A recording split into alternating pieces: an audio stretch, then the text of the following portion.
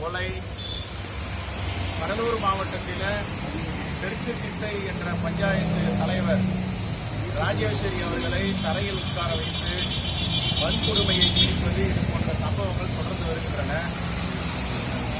மத்திய அரசு இப்பொழுது 2015ஆம் ஆண்டு எஸ்சி அட்ராசிட்டி ஆக்ட் அமெண்ட்மெண்ட் கொண்டு வந்தாங்க.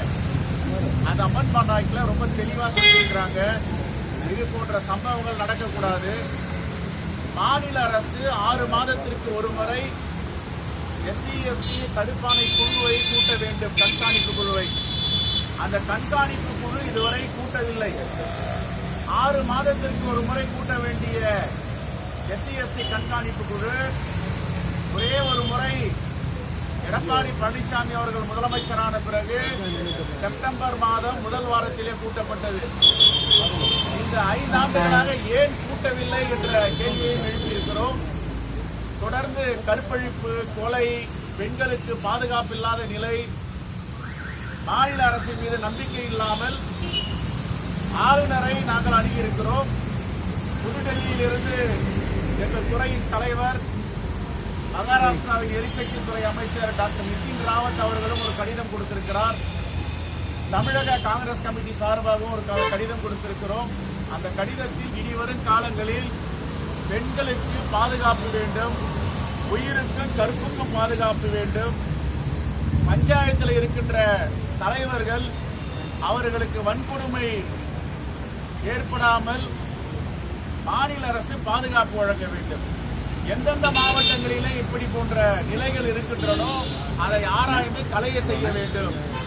ஆனால் மாவட்ட அளவிலும் மாநில அளவிலும் இதுவரை ஏன் 6 மாதத்திற்கு ஒரு முறை கூட்ட வேண்டிய கூட்டம் கூட்டவில்லை?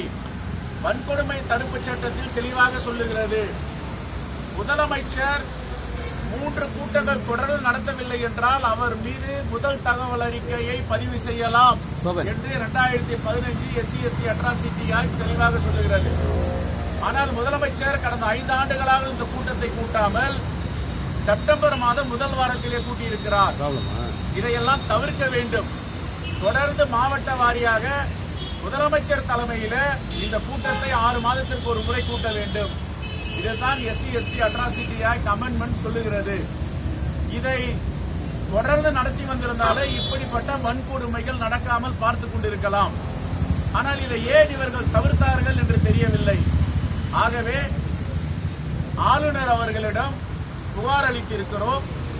SC/ST மக்களுக்கு பாதுகாப்பு வேண்டும், தொடர்ந்து இப்படிப்பட்ட இழிநிலையில் அவளை விடுவிக்க வேண்டும் என்று இன்று சந்தித்திருக்கிறோம். என்னுடன் மூத்த தலைவர், முன்னாள் சட்டப்பேரவை உறுப்பினர் அண்ணன் பலராமன் அவர்களும், எங்கள் துறையின் துணைத் தலைவர் வழக்கறிஞர் கிஷோர்குமார் அவர்களும் இன்று ஆளுநரை சந்தித்திருக்கிறோம். ஆளுநர் தரப்புல என்ன பதில் சொல்லியிருக்காரு?